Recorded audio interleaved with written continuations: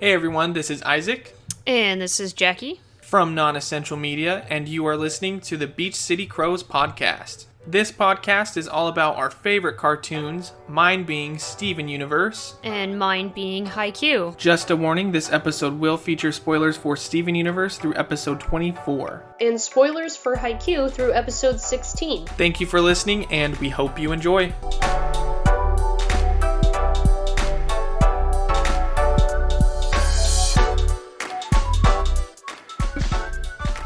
Hello everyone, welcome to the third episode of Beach City CROWS.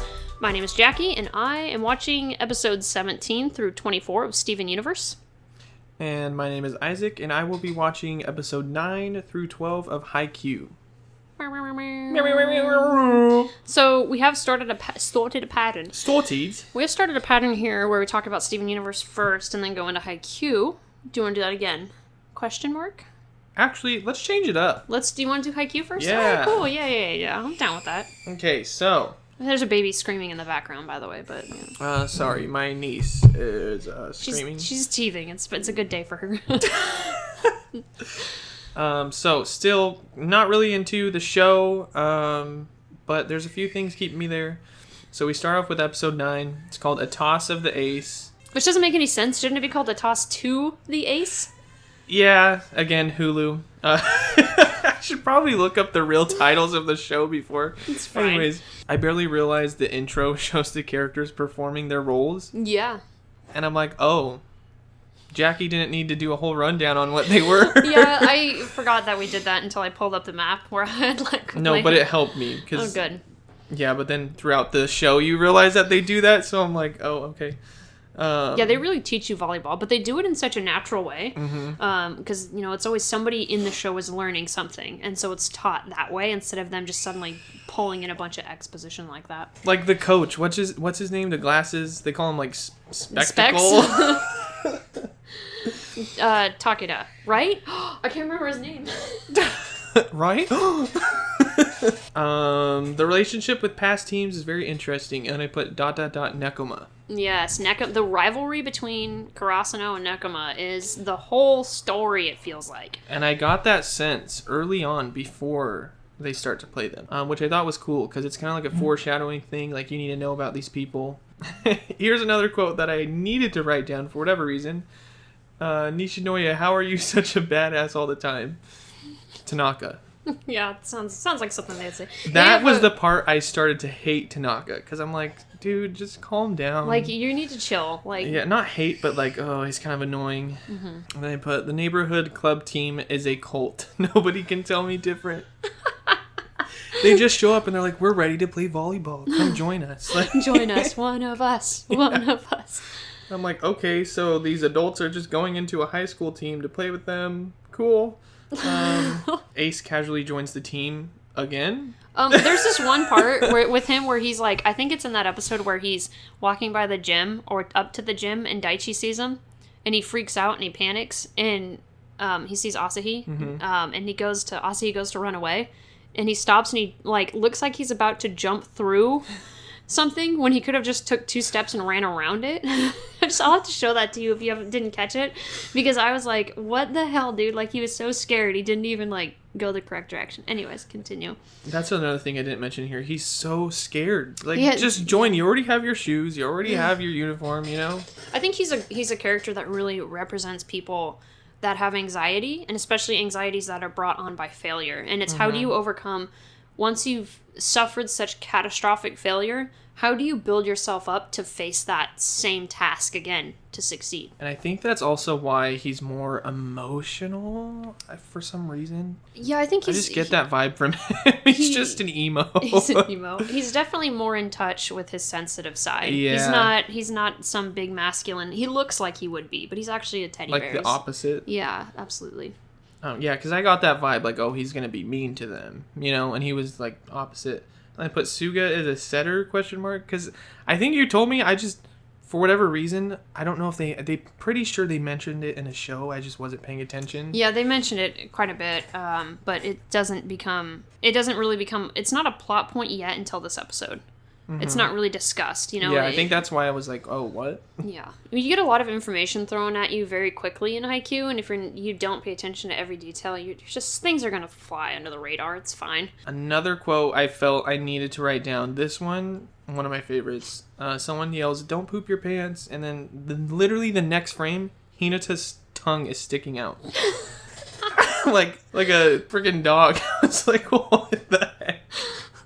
That's some interesting directorial choices there. Yeah.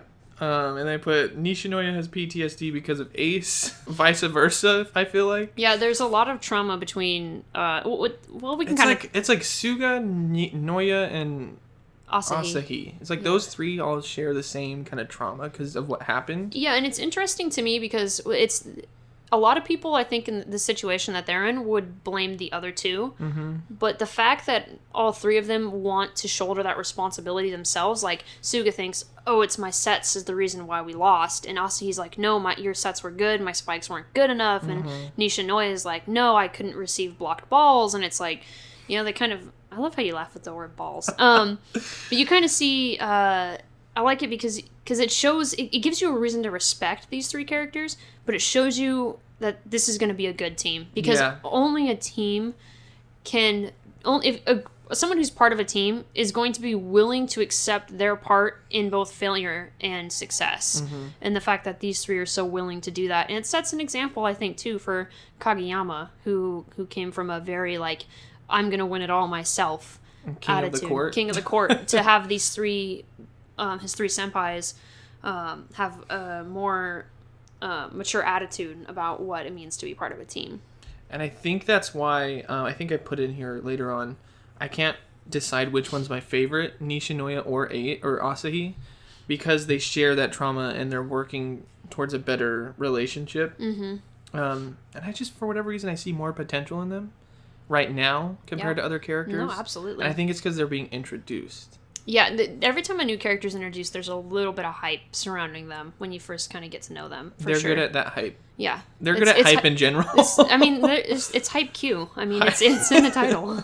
Oh, yeah. And then there's a part where Nishinoya saves the ball. Yeah, you're going to get used to that. As the libero. That's his job. And, like, he saves the ball and everyone's, like, shocked. And it's literally an Indian soap opera, dramatically shifts to each person, zooms in on their face, every character, and I'm like, oh my god. Oh, was that the one when he saved the ball? It was a blocked ball, that's why. I think so. Yeah, that was what he'd been practicing. And they're like, dude, you're getting better. And he's like, yeah. Yeah, I'm not sitting on my ass. And they put, Asahi isn't alone anymore, parentheses, similar to Kage. Yeah, you know, the way Kageyama felt like it was everyone else's fault. That's what I meant by that, yeah. But then Asahi feels like it's his fault. And so it's the two different ways of approaching failure. If you're part of a team that fails. Yeah. And then which one is going to help you reconnect any bridges that might have been burned during that failure. Obviously, one of them is the more mature path to take, but it doesn't necessarily mean that any of them are wrong. Yeah, exactly. And I think that's kind of an interesting thing about Haikyuu is the approach, how people in these individuals in a team approach failure. I don't get how someone could be that good at writing characters. Like, they literally go in depth on everything. Yeah, and you've barely scratched the surface. And then the show itself felt the need to, whoever was storyboarding that felt the need to put Suga my favorites. In like 3 different times. I love that. His English voice actor deserves an award. There's one thing I want to say is that I love the voice acting. We've talked about this before for the English dub of Haikyuu, and if you don't like it, that's your opinion. Bye. But Asahi's voice actor especially really surprised me because I think he was able to tap into the intensity that is Asahi that you don't necessarily get the first time that you're introduced to him because he is a very sensitive guy. That doesn't mean he's not intense, especially in moments in the middle of a game. There's a reason why he's the ace. He is, that's literally my next line. Wow, they're treating him like he's a god and I don't even know him yet. He finally gets into it and the show shows him doing his ace part and he's literally a god. Yeah. Like, he's able to, literally, that's the only character I've seen that's able to hit a ball through a wall. Yep. Like, that's crazy. How strong he is. Yeah. That's crazy. Imagine getting hit by one of those. And he thinks it's his fault that he couldn't hit it through the wall. I'm like, it's the other dude's fault. Well, you're going to have to see that team that Oh, yeah. you're going to have to see them. So it'd be fun for you to get an opinion on the Iron Wall. Oh, and at this point they were they kind of split up into two different teams. It was the characters you already know, and then the characters that are just added plus Suga. Mm-hmm. And I was kind of debating on like which side I like more, and I was like, I like both of them, but they seem like a solid team, you know? Yeah. Because each team, it's almost like they got the same score pretty much. But yeah, that's what I had for episode 9, I believe it was. And then episode 10, the Hulu title for this was called Yearning. Okay. I'll take it, I guess. Oh, no, so this is the point where I'm like, Tanaka is annoying. Yeah, because you originally started thinking Tanaka was going to be your favorite character, and now you're suddenly, here we are 10 episodes later, and you're like, no. Well, it's getting so much more deep, and he's still stuck in this kid mentality, you know, immature. He hasn't changed. You haven't seen the other sides of him yet, is a huge part of it. And I'm waiting for that. I need that right now. Yeah. And then I quoted The Ginger by Yukai. And then later on, he's like, oh, he actually calls him the Ginger. Like, that's his name for him. That's going to be his nickname, is Ginger. Yep. Hinata gets hit. Funny as fuck. Oh, yeah, he gets six-packed by Asahi. Yeah. So for those of you that don't know, six-pack is a term in volleyball where if you hit an opponent in the face, everyone on your team owes you a beer, and there's 6 people, 5 players plus your coach, it's 6 people, so it's a six-pack. So everyone knows Asahi is six-pack now. For whatever reason, I just thought it was funny. This guy comes back in, hasn't been there for a while. The new guy gets hit by him. Just boom, dead. And he was the most concerned. Asahi's like, oh my god. Yeah. And everyone's like, okay? what? It's fine. Kage's like, get over it. By the way, if you ever do the drinking game, for the listeners out there, there's only 2 rules to the drinking game. One of them is take a drink. Please only do beer. Take a drink every time someone says nice, so nice kill, nice block, etc. The other one is 2 anytime someone gets hit in the head. So Hinata gets hit in the head a lot in this show. It's literally just gonna be him getting hit in the head. Yeah, pretty much. Anyways, continue. I put Hinata is like Karasuno's special move or ultimate ability. Yeah. He kind of is. Yeah. Because I was looking at the dynamic of the team, and they're all pretty good.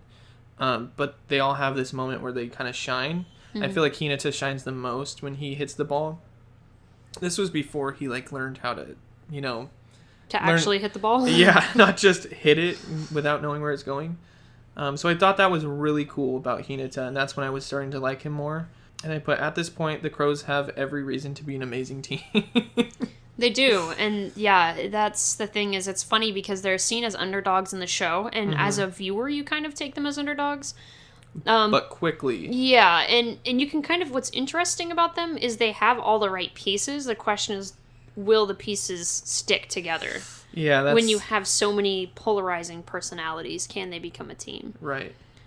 Hinata finally knows his place. I feel like that's a really big theme with all of them, is knowing their place and knowing where they fit within a team. Mm-hmm. Kind of like you just said. Yeah. The puzzle piece. Okay, so now we're on to episode 11, title's Decision. So Yukai says, whoa, when I think it's Nishinoya hits something, and then Asahi does something, and he goes, yeah! It's like way more bigger. You can obviously tell he's choosing sides here. And I put the only reason I don't absolutely hate Suki is because he hasn't talked in 5 episodes. That's right. There is this really weird gap with him. Long gap where he's just standing there. Thank God. Honestly. Part of that is, I think they just wanted to, this was Asahi and Nishinoya's chance. These episodes, you're kind of past that at this point, but you get so much Suki in the beginning, it's kind of nauseating, and so it's nice when they step back. And as the team comes together, it kind of balances out, I think, a little better. Then I also put, the show really puts it into perspective on, just how good / bad certain players are when new players are added into it, which I think is cool and I think would be a more recurring theme throughout the show. Absolutely. And it shows the new players, skill level too. Mm-hmm. Which I think is really cool. But Hinata is autistic. This is when he runs off from the team. They're just doing exercises. He, runs so far, and they're like, dude, you don't have to run. Just, stay behind us or something. And he runs off and forgets where he's at. He doesn't even know where he's at. And then he ends up meeting this guy, Kenma, and he does not give a flying fuck. He's just sitting there playing his video. No, he's on his phone. Was he playing a video game? I think he on his, I don't know, either one of the two. And there was a cat imagery. There was a cat around him. All of a sudden you hear this purr. It doesn't even show him first. You just hear the cat and see the cat. And all of a sudden it goes to him. And I'm like, wait. And he's wearing that like red. So I'm like, is he part of Nekoma? Because I heard of Nekoma in the past episode. Mm-hmm. Sure enough, I was right. I was right. And I put, they eat a lot. They do eat a lot. You're not wrong. Like, it was literally them, I think it was the night, or a couple nights before the game, they're like in that hotel or wherever they're at. I don't know. Their training camp? Yeah. Yeah, and they were eating. And then the next morning, they're like, oh my god, this is so good. Like, still eating. They're growing boys. They gotta eat. And then, what's her name? Kyoko? Kyoko. She comes in again with more uniforms. And this time, they're like literal fire. Like that's like my favorite color scheme, that like white with the orange and the charcoal gray. Yeah, me too. Lit. Love it. And then this is just me inserting my own quote, what I feel like would have happened or should have happened. So Hinata was jealous that Nishinoya got an all orange uniform. Mm-hmm.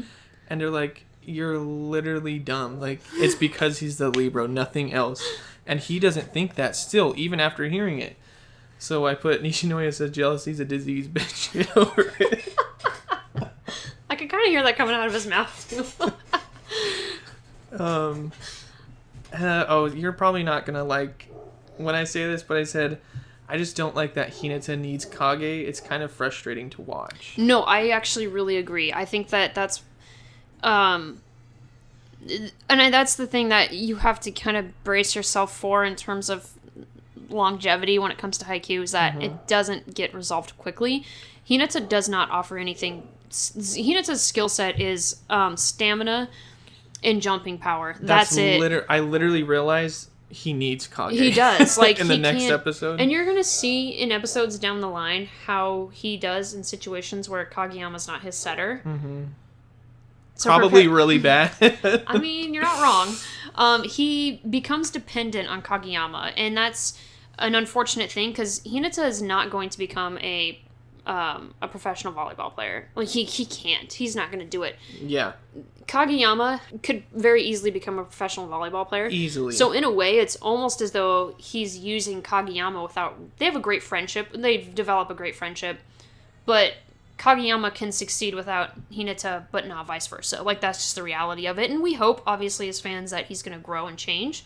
And maybe he will during your watch, and you're going to, at the end of it, you're going to be like, nope, he's a complete volleyball player. Oh, I'm fully expecting both of them. I'm going to probably love them because of how much character development they have. But right now, they're kind of at that moment, you know. Yeah, every it's very character. stagnant. Mm-hmm. Yeah, I agree. Next episode 12, this is when they finally play Nekoma. In the practice match, yeah. I noticed something right off the bat. It's almost like in that Scooby-Doo Cyber Chase movie when they're meeting their alternate reality. That's literally what Nekoma is. No, it is. It's, their Nekoma's all defense and Karasuno's all attack. It's the complete opposite. They're the complete opposites of each other. They're the complete opposites, but at the same time, like, there was a Tanaka on their team, a knockoff Hinata, a knockoff Kage, Asahi. Nekoma has the dumbest game chant. You're talking about we're the blood. Something about blood and like blood. Plasma. Yeah. Oh gosh. You just offended like at least half the fan base. But I will say, after when they chant again at the end, I was like, that's actually kind of cool. I'm starting to like it. But in the beginning, there's nothing that prefaces it. No, so it's I'm so like, bizarre. This is dumb. It's so cringy at first. Yeah. And then Karasuno's like, Karasuno, fight! And you're like, perfect, that's it. That's all you needed to do. Like, Karasuno's so much better already. When I put love the cat and crow imagery, because it really, while they're meeting them, it sets it up. There's like a whole other, I guess, scene at the same time with a cat and a crow. Mm-hmm. And it's just like shows their distance between each other. I don't know. I thought it was really cool. I put Kenma scares me because he literally just looks at them. Yeah, he just stares at them. He's like, okay, number 7 is like goes this way. He likes to be unpredictable. And he's like, number 10. Like, he is their Nekoma's support, or not support, but like foundation. He's the brain. Yeah, the brain. The brain. That's what it means. Plasma to the brain. Yep. See, I think that's why I liked it more at the end. Because it made sense once you've realized what it could possibly mean. Yeah, and I was like, Karasuno is killing it. And that's in the beginning. Nope. Nope. I mean, I haven't watched the next episode after that, but I imagine they probably don't win. I guess I'll have to watch. You'll have to watch. But scratch that. Nekoma scares me. Just Nekoma as a whole is scary. Because Tanaka has a voice line where he's like, just look at them. They're like so intimidating. And it zooms in on their team on the other side of the net. And it's like this black background with like red energy radiating around them. You can't see their face, only their eyes. It was very creepy. And I just was noting Ken was an observer setter. I think that's really cool. There's different types of setters. Yeah, you've been exposed to several different types of setters. 4. Because I don't think they really go into the character who's setting in the Iowa Josai practice match until Oikawa shows up. And he hasn't set yet, but... I mean, you still have, so with him, you would also have Sugawara, Kageyama, and now Kenma. And it's all very different types. What would you call Kageyama and Sugawara? What would their setting style be like? I think Sugawara's is very traditional. Just basic almost? Yeah, it's basic. It's very textbook. He can execute the textbook stuff very well. That's his one strength. Kageyama is erratic. It's all almost instinct for him. The things that he does and how quickly his brain executes those things. And then obviously Kenma is, like you said, like an observer. Like he kind of takes in the opposing team and then creates a strategy around that. And it's kind of like a win-win because he just looks at them and not only does he make them intimidated, but he realizes their like moves. Yeah, exactly. So it's like it's a win for them in that sense, and then it's a win like he's literally just staring at them and they're like, I'm scared. Yeah. And then I put Hinata as a slow learner. He's too emotional because at this moment it was like towards the end of the episode, but it wasn't at the very end. So it was showing that he was kind of like, oh, I don't ever hit, like I can't hit them now. They keep knowing, they know my they know where I'm gonna go now because they've observed me so much, you know. So they keep blocking his moves. But towards the end, he's like so more than willing. He's not sad anymore. He's more than willing to change that. So I'm excited for the next episode. For sure. So that was my take on episodes 9 through 12. Let's talk about Steven Universe. Okay. I don't remember what happened in episode 17, despite my notes. This is the first time we see Connie since the first time we've seen her. Yeah, which is very weird. Wait, was she not in episode? No, with Hollow Pearl? No. Oh. I guess she I can't believe I didn't write this down because I'm pretty sure that... Oh, this was the episode... Yeah, this was the first time because this was the episode where... This was a pointless episode. This was the episode where him and Connie went to go see the Dogcopter movie. Oh, that's annoying. So episode 16, phenomenal, great episode. Episode 17, him and Connie go on a date, and I don't know what you want me to say about it. It was just skip it. It was fun, but it didn't have anything to do. If you like Steven Universe, you'll love that episode. I feel like it's like Naruto. So Naruto has this thing where you got to go and there's like certain episodes you watch. And then you go back and watch the other episodes. Exactly. After you appreciate it more and you appreciate the characters more. And I feel like... That's exactly what that is. This is what this episode... And same with the next one. It was a volleyball episode. Perfect! Finally, there's a similarity, a very core similarity. Volleyball. We got it. Only took 3 episodes. It only took 3 episodes. Again, completely pointless episode. It's just volleyball. They went and played volleyball with I don't know what... It was the guy who ran the pizza shop. Oh, yeah. Because he had banned the gems from going into the pizza shop, and Steven was the only one who was actually upset. And they were all in their uniforms or, like, beach wear. Yeah, because gems don't actually need to eat, right? Right. Yeah, so they don't care. The one thing, though, that this kind of made me take a step back and appreciate how diverse the show is. And it feels very natural. Like, it's something that it just... A very inclusive show, and I appreciate that, especially for a Saturday morning cartoon. I think that it just... I think no matter who you are, and we might have talked about this in the first episode, no matter who you are, there's something or somebody in this show for you, which I think is really cool. Everybody feels included. Great sense of community. But yeah, they played volleyball. Yeah, I can't remember anything special about that episode either. Okay, so we're in the same ballpark here. Then episode 19 happened. Number 1, we need to do the cream corn can challenge. Oh my god, no. No. We have to.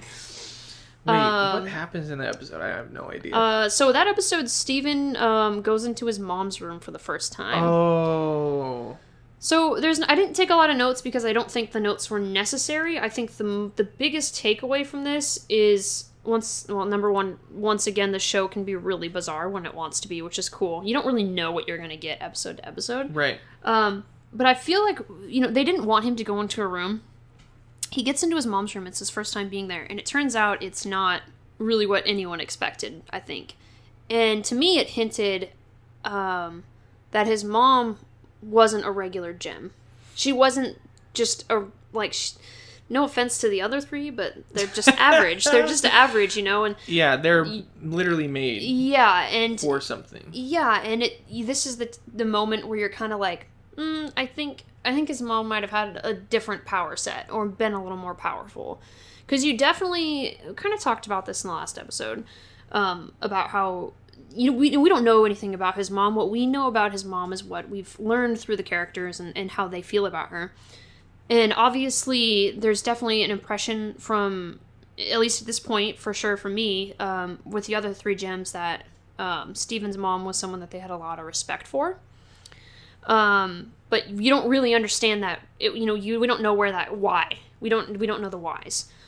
And then here we are, seeing that just her room is like something completely like out of this world, literally. That is a recurring theme. I think that's the first kind of hint that they give you in the show, but it's going to be a recurring theme throughout the whole show, that no matter how close a gem, aka pearl, garnet, amethyst, is, or other ones you'll meet in the future, no matter how close they are to Rose, nobody actually knows about her. So there's kind of that mystery there that we're looking to... That's pretty cool. So throughout the show, Steven is the one learning about his mom. The other ones have their idea and what they think is her, but it's not actually her. Because they've interacted with, right? Mm-hmm. So they're going to be biased in their viewpoint. And then Steven's bias is just going to come from, number one, it's his mom. Mm-hmm. So his initial bias is, well, it's my mom, she must have been great.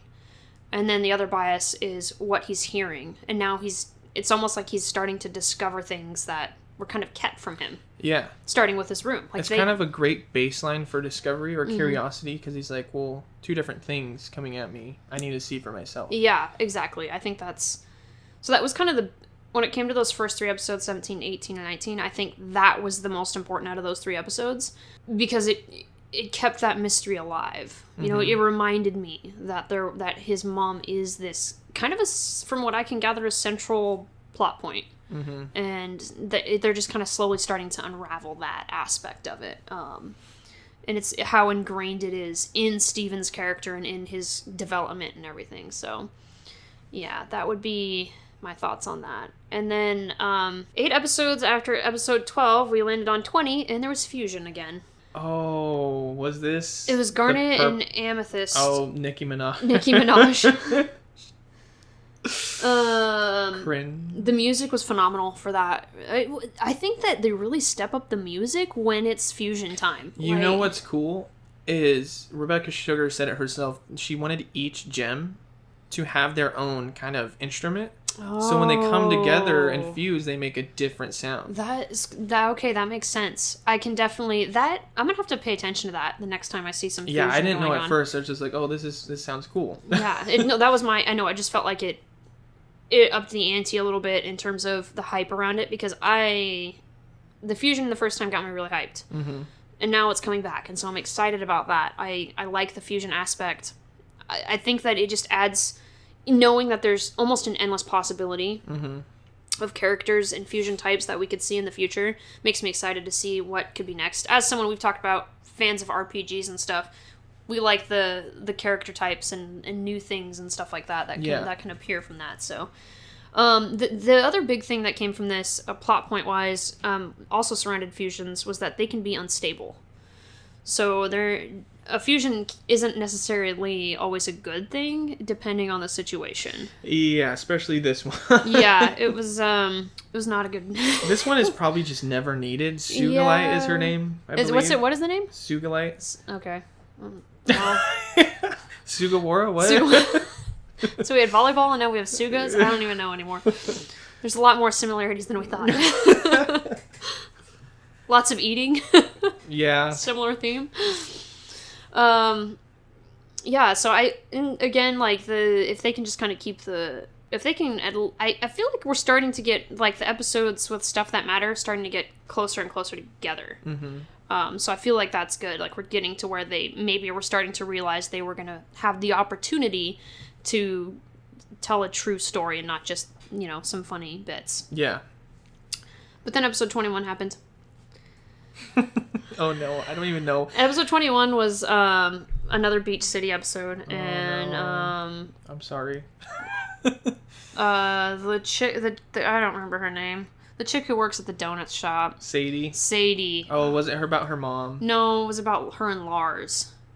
The other guy, yeah. And they, Steven convinced her to get revenge because he was hanging out with people instead of was recovering. it the, spicy... It was a spicy one. Number one, there was a Tiger Millionaire poster in the employee room of the donut store, so that was a cool... Did that make you want to kill yourself? No, it was a cool shout-out to an episode that I didn't want to remember. So, in a way, it made you want to kill yourself? Kind of. It connected two completely pointless episodes together. Yeah. So that's my frustration around that continues. The expressions, though, when things were too hot was really freaking funny. Mm-hmm. Like, I want to say that this show does expressions so well. I think Haikyuu and Steven Universe both nailed the expression aspect.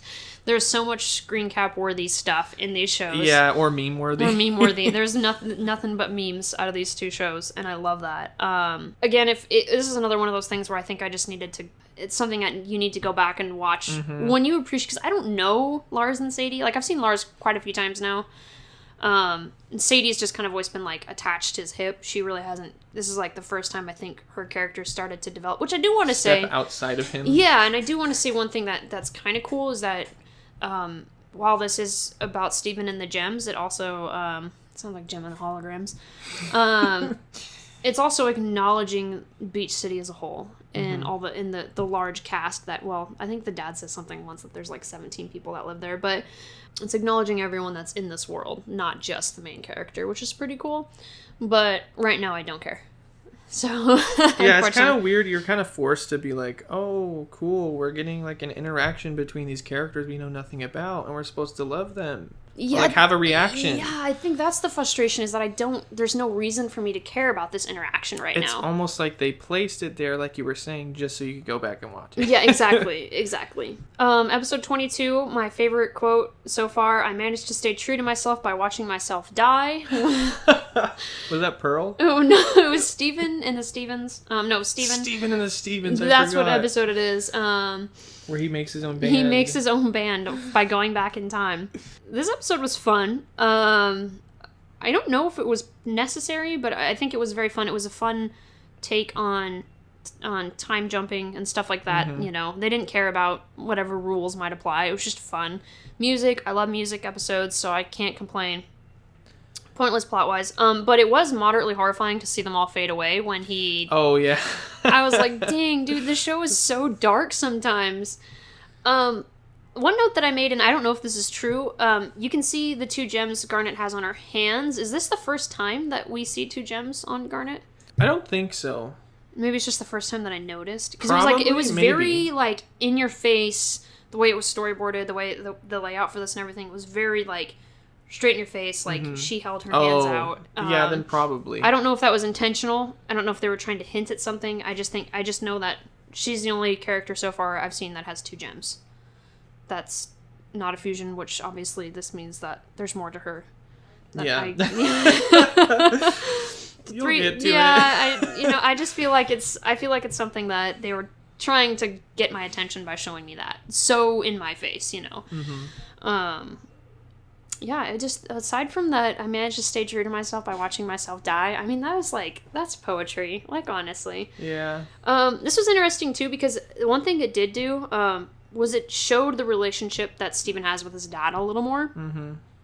I think me and you have talked about this. I don't know if it was on the podcast or not, but we've talked about how his dad is almost like a kid. I don't think his dad wants any responsibilities. I don't think he was ready to be a dad. Oh, that's another thing. I don't think you've watched it in those episodes, but I think later on you will get a backstory from Greg's past. Like, oh, really? You'll Yeah, I haven't seen understand that yet. kind of, but even then it's like, well, why does he still act like a kid? Yeah, he just, I don't know. It's you kind of see the dynamic between the two of them. Like, he really wants to be his dad's best friend, and his dad doesn't want to be his dad. Like, not in a negative way. Like, he's not neglectful. He's just immature. Yeah, he's still a kid which himself. is weird. Yeah, and it's kind of sad actually the way he wanted. Him and his dad had this plan, and then this thing happened. And no matter what he did, it was obvious that fate was not going to allow his dad to be, which is actually kind of a weird. I don't know if this was their intention, but we do outgrow our parents, and we become a part of a new family when we get older. Mm-hmm. And that's kind of what happened with Steven, is that, he's still very young, and his dad is always going to, you don't leave them behind necessarily, but he wasn't able to go do this thing that he wanted to do with his dad, so then he went and did it with himself and discovered that doesn't work. So then who came to the rescue was the gem. So it was him and the crystal gems. I mean, it was... Was this the episode where they go into the warp or no? No, I don't know what you're talking about. Oh, never mind. Go into the warp. Does his dad, like, break his ankle or something? No. What? Oh, wow. crap. Spoiler alert. Good We're just going to act like that never happened. Okay. I'm going to pretend like I don't know Greg breaks his ankle or whatever it is that happens. I swear that's... Okay, never mind. No, the... Onion's dad was backing his boat up into the car God. wash. I love his dad. He looks like the fisherman guy on the fish sticks. He does. Gordon Fisherman or whatever. Gordon Fish Sticks. And they don't talk. They're like, Rah. Anyways. The Onion family is my favorite. Dude, I'm Wait, in agreement. you've met Sour Cream, right? Because he was in... No. What? Wasn't he in the episode with Lars when the Moss is, like, taking over? Oh, yeah. So that's Onion's brother, Sour Oh Cream. my! First of all, who named these? Well, Gordon Fish Sticks did. So Yeah. Gordonman or whatever. That's what episode this one was.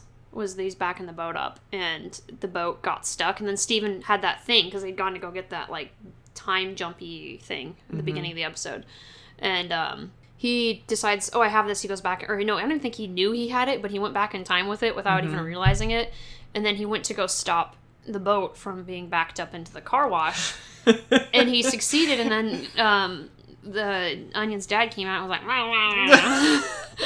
And him and Greg were talking. Steven's dad's name is Greg, right? Truck goes forward and hits a power pole and everything breaks anyways, and he kind of realized that, maybe it's just against the universe. That's what episode this one was. Yeah, maybe I should have just let it happen. Yeah. Episode 23, I think this is the first time Steven has bubbled a gem. What is that exactly? So bubbling is an ability, I think... I'm not... I don't actually know if every gem can bubble. I think every gem can bubble. It's just a learning curve. Okay. I think Steven and Pearl and Garnet are very good at it. Amethyst doesn't really. I don't think she ever bubbles. But anyways, bubbling is basically like you're keeping it in that state. It's not able to form back. It's kind of morbid in a way. You're keeping them dead. Yeah, that's... You're keeping them trapped in themselves. Jesus. That's terrifying. Which is interesting because my first note for this episode was that Steven hasn't really explored his gem yet. It hasn't really been brought up. Other than Cookie Cat. Yeah, exactly. It's very weird how, we're very aware of the fact that he is, for lack of a better term, half gem. Mm-hmm. And we know that he has one, and we know that he has abilities, but then here we are 23 episodes in. And aside from bubbling Connie and making a shield once, I think, he hasn't really done anything with it. And it's so funny because I hadn't even realized that until this episode. Like, and apparently they didn't either. They must not have either. And I'm assuming that at some point this gem becomes much more a part of his character and much more a part of the plot. I'm going to see more things. Yes. Good. Because otherwise, I feel like it would just be he might as well have just been a regular kid at that point, Yeah. Although he wouldn't have had the mommy issues, which is what happens in episode 24. There's a lot of mommy issues in this show. This episode was huge. It was so big. So we found out that Steve's mom had healing tears. Her tears literally could heal. And this episode starts with, what's her face? Amethyst. Getting her gem cracked. And this is kind of the first time they explore, like, gems because we knew that they didn't necessarily die, like they couldn't die of old age, but kind of like a mortality thing. yeah, this was, well, we can live for a long time, but if this breaks, that's it. That's it. Like, this is true death for us. It's almost like their heart and their brain at the same time. Yeah. I would say. Yeah, that's a good way of putting it. So they're trying to figure out how to heal her cracked gem.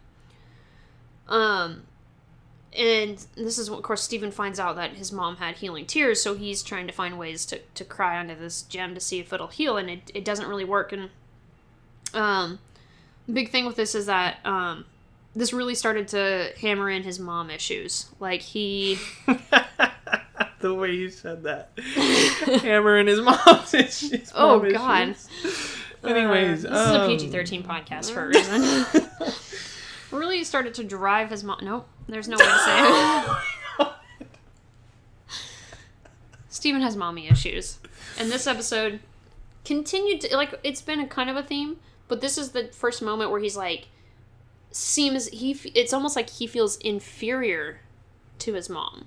Because like, of how much praise and how much, they're constantly giving her praise and glory and stuff like that. And now he's like, how could I be made from her? How could I be her son and not have this ability to heal? Yeah, he's like supposed to be her, Yeah. Her new form. Mm-hmm. And, we find out that, of course, his tears don't heal. Although they do end up healing the cracked gem because they fixed his mom has like a statue, actually. Mm-hmm, like a fountain. Yeah, it's like a fountain, and the water that comes from that has the ability to heal, which I'm assuming comes up again later. If it doesn't, I'd be kind of like, there's like over 100 episodes in this show, and if you bring in this like really important area. I think there's like 100 and almost like 200. That's crazy. So if they didn't bring this back in, it would just be pointless. But I feel like there's aside from just the issue of his mom. I think it was their take on like a fountain of youth. Yeah, it kind of is. Yeah, and so they were able to heal the gem, which is great. But at the end of the episode, we discovered that Stephen does have a healing ability. It's saliva. It's his spit. Connie no longer... It's just... I've seen Connie before in promotional art and all that stuff and random clips here and there, so I'd never seen her with glasses, so it was very interesting the first 2 times she's appeared that she'd been wearing glasses. And now she doesn't need them anymore. So now I know that her glasses... The name of this episode was Indirect Kiss, by the way. I remember that very specifically because I was like... Okay, that's kind of weird. Yeah, but then they go on a whole journey. Suddenly it's something completely different. But it was because he had shared a drink with her, and inside that, he's like, there's nothing but, like, backwash. And she's like, oh, I don't care. Drank his backwash, and now her eyes are healed. And she's really concerned. It also brings up something... There's a lot of mom issues in the show. We've talked about this before. Parental issues. Stephen has his issue with his mom. He has some unresolved issues because obviously his mom's not in his life. She can't be. She's dead. I guess. From what I can tell. She must be. They say something like she gave up her physical form to give birth to Stephen, so she's dead. Lack of a better word, she's dead. And then the first thing that comes out of Connie's mouth after her eyes are healed isn't like, thank you. Sweet, my eyes are healed. It's, what am I going to say to my mom? Your eyes work. What do you... I don't know, like, drink bleach, maybe? I drank bleach. And my eyes are healed. That doesn't even... Isn't your mom like a scientist or something? Yeah, a doctor. A doctor. So I think Connie also has some unresolved issues with her mom. It seems like. I really feel like the mom theme is so prevalent in this. Her mom actually comes into it a lot. And like later towards the end of the series episodes. Really? So I should expect... Does Connie ever resolve... Don't tell me. That spoils it. I hope she resolves her issues. I hope Stephen learns more about his mom, and I hope it's not heartbreaking for him, but I feel like that's not going to be the case. Well, sorry. Well, thanks. Can't wait to be heartbroken with Stephen. But the mom issue is so... The mom theme is so present so far throughout almost every story in one way or another. There's some sort of parental or mom thing. I don't know why they went so dark with it, with the mom theme, but they did. Always do. Yeah, it's very surprising. Not what I would expect, but And you told me that 25 and 26 are some heavy hitters, so... See, I thought 24 was the beginning of it, so I'm like, wait, why would you stop at 25? And then you told me, and I was like, oh, I guess. But 25 and 26 are like, yeah, heavy hitters. But one thing I think is really cool about character, I guess, backgrounds is each gem character is based off of what they do in real life. Like, if you believe in, like, crystals, you know? Oh, you're gonna have to tell me, because I literally like their don't properties. know. I don't know anything about it, so you're gonna have to explain. So rose quartz are meant for, like, healing your body, you really know? Like, healing your, like, chi, I guess, whatever. So that's, like, that's why Steven and rose quartz have that ability to heal. Okay. I think amethyst is just like a tough gem. I'm not sure about that. I mean, pearl... it cracked after flying up. Yeah. First of all, that was really brutal. She just flies off this cliffside and lands directly. She gets yeeted off and lands directly on her freaking back on a giant rock. Like, my back hurt after. Sorry, continue. That was like one of the funniest things I've ever watched. It was really funny. That and the goat, that and Steven Jr. from the last episode of this podcast were two of the funniest things ever. Continue. I think pearls are meant to... I don't know exactly, but you can kind of, like, tell. Like, wisdom with pearl. That makes sense when you consider how pearls are formed and all that stuff. And a lot of it has to do... It'll get into it later on in the series, but a lot of it has to do with their gem placement. Okay. Like, if it's on their... if it's on their forehead, they're, like, smart, very calculated about things. Oh, that makes sense with pearl. Garnet's on her hands. Yeah. She's a fighter. Okay. Well, yeah, she's very OP. I haven't seen enough Garnet. I want more Garnet in this show. And then Steven is on... Any that has it on their, like, navel belly button area is supposed to be, like, loving and understanding and emotional. Okay. And then on their chest, I think, is just, like, your average gem, I guess. Okay. Happy-go-lucky. And then there's, like, gem placement on the back. It's, like, very reserved, insecure type, which you'll see in episode 25 and 26. Oh my gosh, I'm so excited. Anyways, yeah. Oh, that's cool. I honestly didn't know any of that. I didn't know that gems had like a purpose, like a universal purpose, a purpose within like spiritual healing and like meaning and stuff like that. So that's pretty cool. If you believe in that. Because I know there's like a stigma, I guess. But she just based it off of like multiple things related to gems. She had a lot of time to put like every single thing into each character. I'm gonna have to say I'm definitely appreciating that a lot more, especially with that kind of an explanation. Because me and you talk a lot about world building, especially in fantasy stories, how important it is, and that just adds a layer to the lore that I wouldn't have known without knowing that. So I feel like I know with me and my story, I'm probably never going to create that story, maybe one day, but I just always keep building on it and never do anything with it. I think this is a perfect example of building on it constantly, but always doing something with it. Yeah, I can see. I can like actually having a reward for it, I guess. Yeah. Well, I'm excited to see where it goes from here. 25 and 26 are the big heavy hitters, so we'll see. That should be the test. It sounds like that's the test. You'll realize the gems are, yeah. Yeah, don't spoil a lot anything. is explained in these next two episodes, just like boom in your face. Whoa. Sweet. I'm excited. All right. I think that wraps up this episode. Yep. Awesome. Well, so yeah. Asahi. Asahi.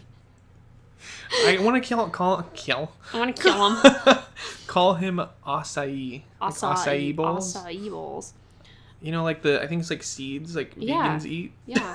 Or, you know, if you're healthy. Or if you're healthy, which we're not, as I have a plate of pulled pork in front of me. And potato chips. And potato chips. Man, that bun looks lit. Anyways, hi.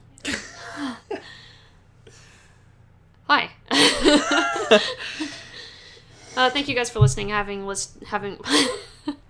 So that wraps up this episode of Beach City Crows. I am Isaac, and I am here with Jackie. Where was I going? Okay, anyways.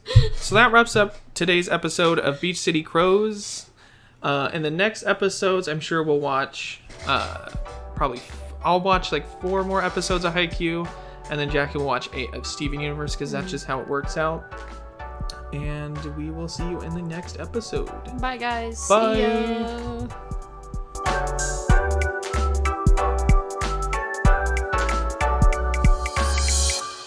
Hey guys, it's Jackie And Isaac. from Nonessential Media. We just want to thank you guys so much for listening, and if you'd like, feel free to subscribe to our YouTube channel or our Patreon. And we want to hear from you guys. Let us know what you think.